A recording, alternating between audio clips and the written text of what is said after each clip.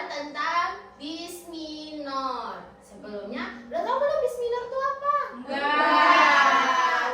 Oke, baik, di sini nanti kakak akan jelasin ya bisminor itu apa. Bisminor itu sebelum itu adik-adik sudah pernah mungkin searching kali di Google atau di, kan udah pegang HP semua toh? Iya.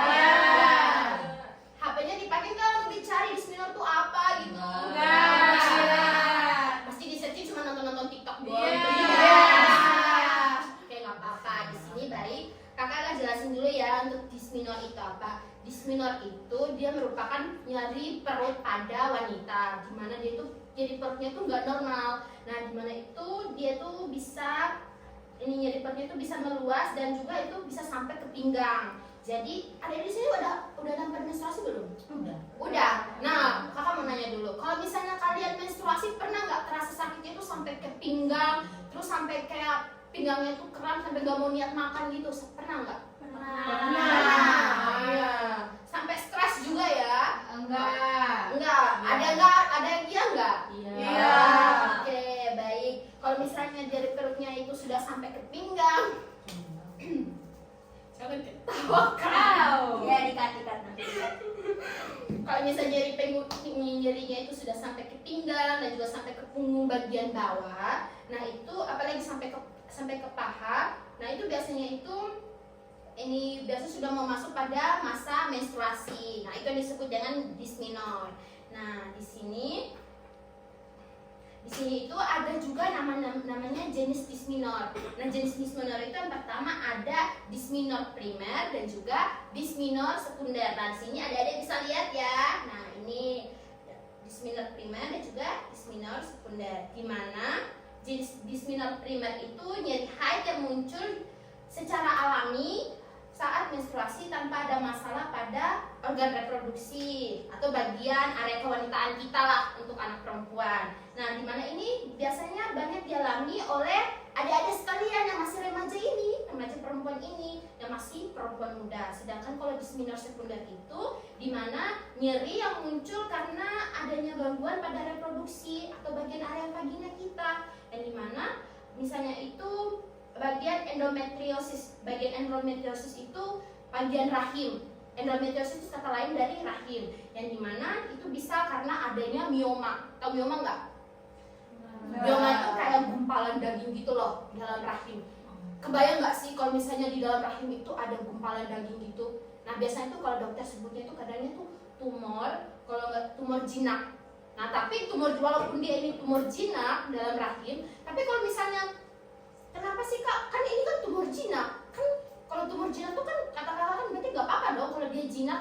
Oh, jangan salah juga. Tumor jinak juga itu bisa bahaya buat rahim. Karena kalau misalnya menstruasi biasanya itu ada yang namanya kontraksi. Jadi ketika rahim itu kontraksi, maka juga pasti dia kan gitu kan bagian miomanya itu. Nah, itu yang bisa menimbulkan nyeri pada rahim. Nah, itu perlu untuk dikonsultasikan ke dokter. Kalau misalnya masih ragu ke dokter, bisa juga ke bidan. Jadi kan takut ya, biasa kan anak cewek kan biasa kan malu kan ya untuk konsultasi ke dokter karena kebanyakan dokternya cowok ya. Nah, bisa juga konsultasi awalnya juga di bidan, nanti bisa dirujuk ke dokter. Nah, terus di sini ada beberapa faktor-faktor risiko bisminor. Nah, di sini juga ada yang perlu tahu di mana faktor-faktor risiko bisminor itu ada. Yang pertama itu bisa stres. Di sini tadi ada yang stres kan? Pernah stres kan? Nah, itu juga perlu hati-hati. Sudah stres di mana tubuh itu bisa memproduksi yang namanya hormon estrogen dan prostaglandin. Estrogen ini pasti kakak yakin sih kalian udah belajar kan? Kan ini udah pada SMA toh? Oh iya. Ya, nah ini kakak udah yakin sih kalian udah belajar hormon estrogen itu. Dan juga di sini ada estrogen dan juga prostaglandin yang berlebih saat stres. Nah, ini yang bisa salah satu hal yang hormon yang bisa menyebabkan tubuh itu menjadi nyeri. Karena juga memicu dari otak kan, jadi stres juga. Nah, di sini juga bisa, dan itu bisa menyebabkan kontraksi uterus yang kakak bilang tadi, rahim. Nah, jadi kontraksi uterus atau rahim kuat dan iskemia otot rahim yang menimbulkan juga terasa nyeri. Ya sudah kakak jelaskan tadi kan contohnya itu. Nah, di sini juga ada riwayat alergi makanan, di mana alergi itu bisa memicu pelepasan prostaglandin berlebih melalui reaksi rahim, di mana bisa mengganggu keseimbangan hormon seperti kortisol dan juga progesteron. Lalu di sini juga ada usia menarche dini. Biasanya usia menarche dini itu kan kalau menarche yang normal, ada yang tahu nggak belum? Menarche yang normal itu biasanya di usia paling rentan tuh usia berapa? Menarche itu usia menstruasi kalian pertama kali lah menstruasi. Oh, 12 tahun. 12 tahun. Nah, biasanya toh. Nah, tapi kalau untuk biasanya menarche dini itu biasa dia di bawah usia 12 tahun. Bisa 10 tahun udah menstruasi, 11 tahun atau 9 tahun udah menstruasi. Nah, itu biasanya juga bisa menjadi salah satu faktor resiko disminor primer. Nah, di sini juga ada yang namanya riwayat keluarga. Riwayat keluarga itu tuh bawaan dari keluarga. Yang biasa kalian bilang itu kayak, nih karena keturunan nih, kamu ikut kamu ikut ibumu nih, gitu. Biasanya gitu kan. Nah, di sini faktor genetiknya itu bisa mempengaruhi sensitivitas prostaglandin juga dan respon hormonal. Biasanya ini diturunin dari ibunya, ya. Nah, terus ada siklus menstruasi tidak teratur. Yang tidak teratur misalnya kan kalau teraturnya itu menstruasi itu 28 hari. Siklus tadi kan? Siklus menstruasi itu teraturnya 28 hari ya. Jadi dicatat ya, nah siklus menstruasinya 28 hari. Di sini siklusnya teratur nggak menstruasinya? Teratur. Yakin? Udah pada hitung? Udah. Oke, baik. Nah, di sini dan juga konsumsi kafein. Biasa anak muda Gen Z pada zaman sekarang pasti suka minum kopi toh? Iya. Nah, dikurang-kurangin ya, jangan terlalu minum kafein. Kamu tuh. Nah, dikurangi minum kopinya. Kopinya udah kafeinnya tinggi, gulanya tinggi. Nah, itu apalagi jarang olahraga. Ya udah pasti. Nah, udah pasti disminor. Ya udah, di sini ada faktor resiko yang namanya disminor sekunder. Nah, disminor sekunder itu bisa karena riwayat kekerasan emosional, di mana dampak psikis memicu kontraksi rahim melalui gangguan emosi terkait stres dan depresi individu dengan trauma emosional alami. Nah, di sini juga karena berat badan lahir rendah. Di sini udah pada tanya belum ke mamanya, ibu saya waktu lahir betul bebeknya normal nggak gitu? Nanya nggak ke mamanya? Pernah sih, Kak. Pernah? Iya. Oke. Yang lain pada nanya nggak ke ibunya? Enggak. Iya. Baik. BBL normal ya, di sini faktornya itu bisa mengganggu perkembangan vaskular uterus, meningkatkan kerentanan patologi. Patologi itu nggak normal. Lalu di sini ada usia lebih tua. Nah, biasanya itu kalau usianya lebih tua, biasanya itu usia lebih tua karena leher rahimnya itu bisa melebar, dan tapi patologi yang tadi juga dibilangin patologi itu nggak normal ya, seperti fibroid, endometriosis lebih sering umum pada biasanya itu seringnya itu pada usia di lebih dari 25 tahun dengan kelainan organik. Lalu ada stres, lalu juga di sini menstruasinya juga itu panjang atau tidak normal. Nah, lalu di sini ada beberapa penyebab disminor. Nah, penyebab disminor ini perlu untuk diperhatikan juga ya. Pertama ada faktor psikologis, ada status gizi, ada usia terlalu menarche dini, kurang aktivitas fisik kayak olahraga, cuman mageran, cuman tiduran. Nah, itu perlu juga untuk diwaspadai. Terus ada di sini ada peningkatan hormon prostaglandin. Terus ada di sini siklus menstruasinya juga itu tidak teratur. Lalu ada faktor internal dan faktor eksternal. Nah, di sini kalau untuk faktor psikologisnya itu di mana dia itu hormon dalam tubuh kita tuh nggak seimbang. Jadi bekerjanya itu nggak stabil gitu. Nah, ada hormon dalam perempuan itu ada dua ya, progesteron sama estrogen. Nah, kalau misalnya hormon dua ini nggak stabil, berarti itu salah satu pemicu bisa terjadinya faktor risiko juga. Lalu di sini ada status gizi. Kalau misalnya ada nggak makan makanan yang bergizi, atau kan di sini kan pemerintah udah siapin yang namanya ada dalam pemerintah itu kan bukan MBG, apa namanya,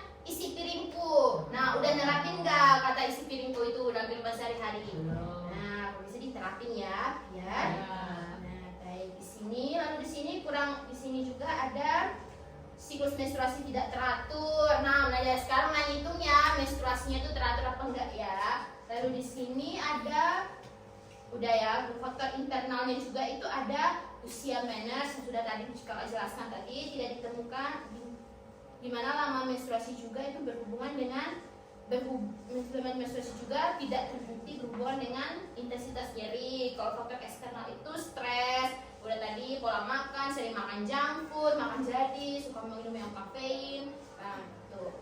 Baik, kalau di sini tuh gejala apa aja sih Kak yang bisa ditimbul oleh dysmenorrhea ini?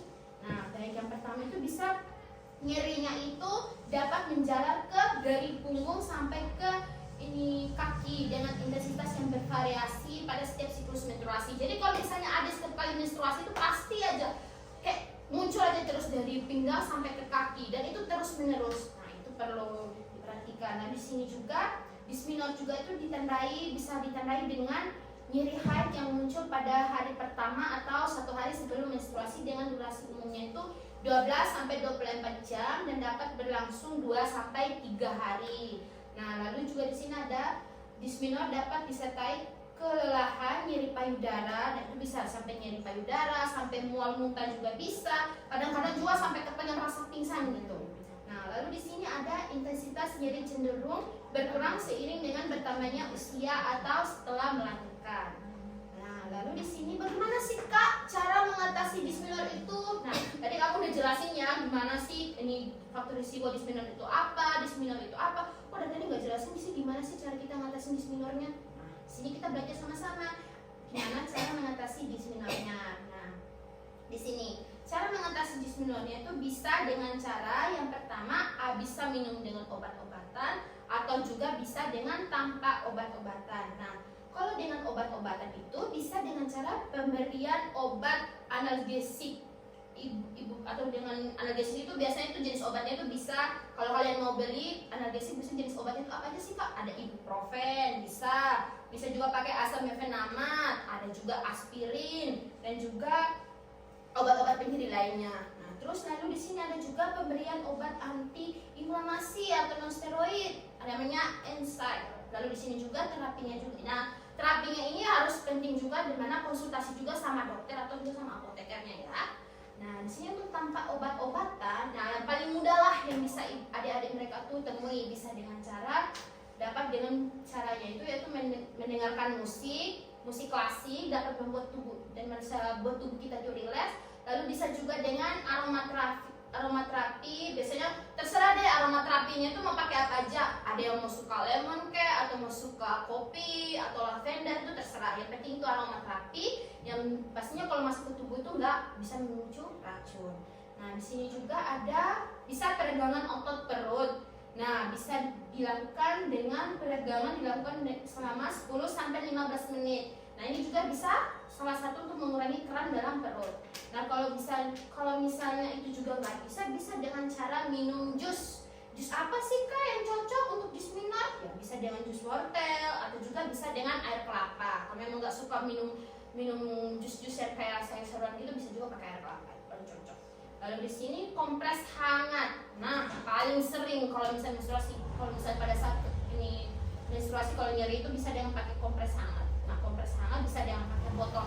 Ada botol khusus untuk pada saat menstruasi itu untuk lakukan kompres atau juga bisa untuk kompres dengan menggunakan handuk bersih. Nah, lalu di sini kapan sih Kakak kita harus ke Vaskes kalau misalnya dysmenorrhea itu ini nggak normal? Emang kita harus ke Vaskes itu pada masa apa sih Kak? Nah, itu perlu yang pertama itu pada saat nyeri haidnya itu sudah hebat sampai bisa mengganggu aktivitas sehari-hari. Misalnya adik-adik tuh saat belajar atau saat mau cuma duduk aja nih, tapi nyerinya itu tetap aja muncul. Kok nyerinya tuh nggak berhenti sih? Nah, itu kasih tahu ke mama atau bisa aja mau langsung ke Vaskes langsung aja ke sana.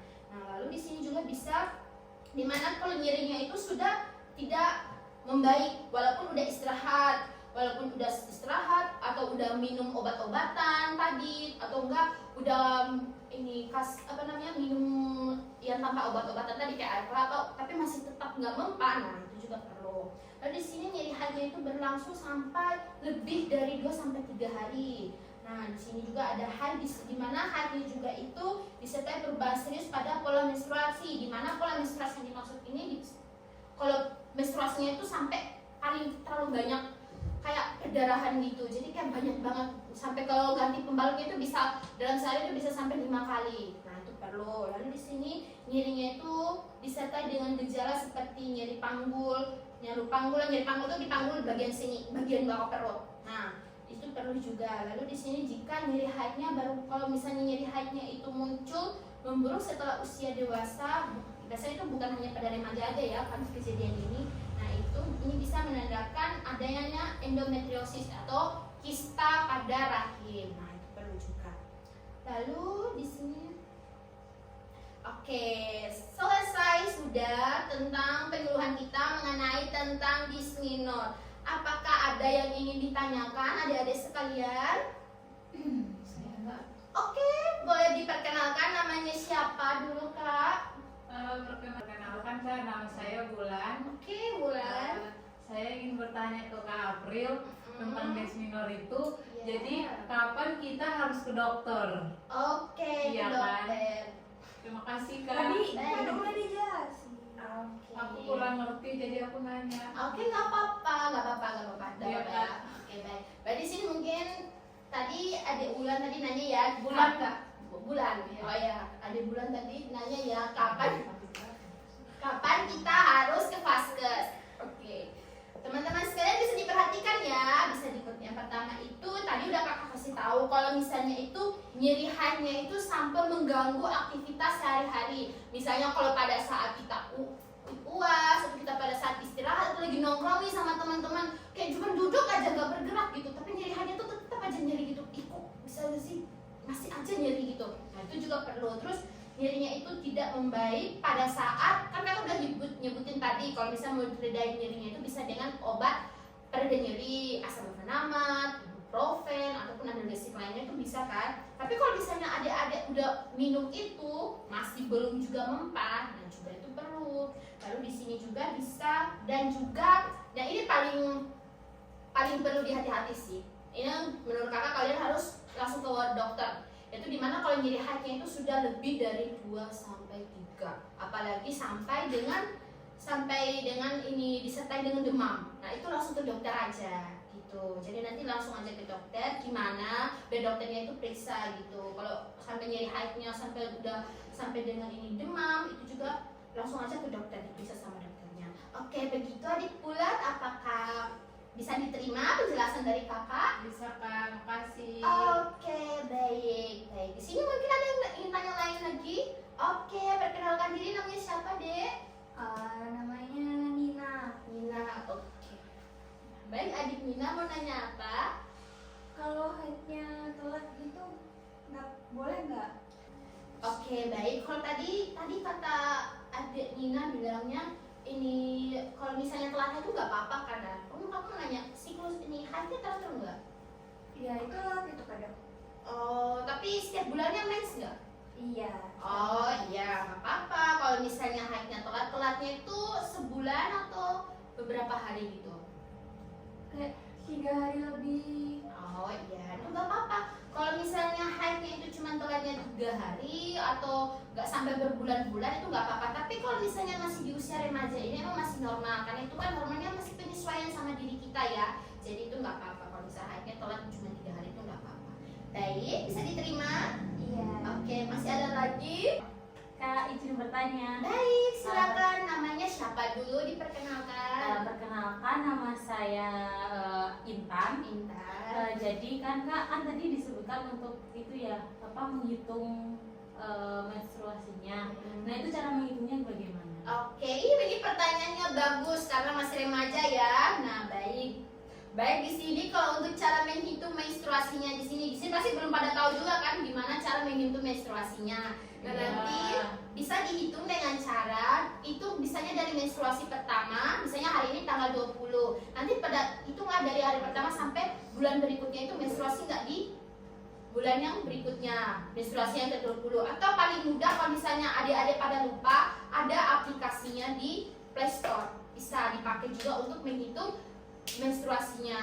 Nah, itu bisa juga dipakai. Jadi ditaruh aja tanggalnya, misalnya nih menstruasinya pertama kali tanggal 20. Nah, nanti berikutnya tinggal dilihat aja apakah menstruasi berikut itu pas nggak di tanggal 20 juga apa enggak, telat apa enggak gitu. Nah, baik, kamu bisa diterima, Dek. Terima kasih. Baik. Baik, masih ada yang ingin ditanyakan lagi atau cukup? Cukup. Oke, baik. Baik, di sini kan Nas terima kasih atas partisipasi adik-adik dan juga inisiatif kalian semua. Nanti di sini kakak tutup ya, dan untuk perhatian kalian kakak terima kasih. Untuk kurang dan lebihnya mohon maaf. Wassalamualaikum warahmatullahi